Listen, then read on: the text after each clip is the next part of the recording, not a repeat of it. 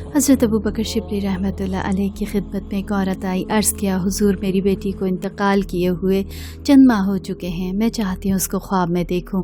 حضرت شبلی رحمۃ اللہ علیہ نے دعا کی اور فرمایا جا تو فلاں روز اس کو خواب میں دیکھے گی۔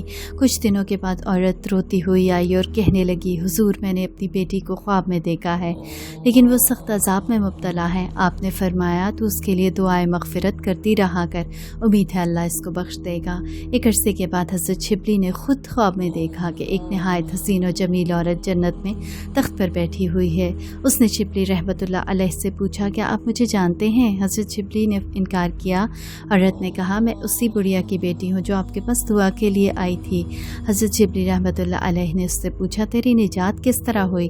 عورت بولی اعمال تو واقعی میرے عذاب کے قابل تھے مگر ایک شخص نے قبرستان سے گزرتے ہوئے ایک بار درود کا ثواب تمام مردوں کو بخش دیے گئے اور میں بھی ان میں سے ہوں۔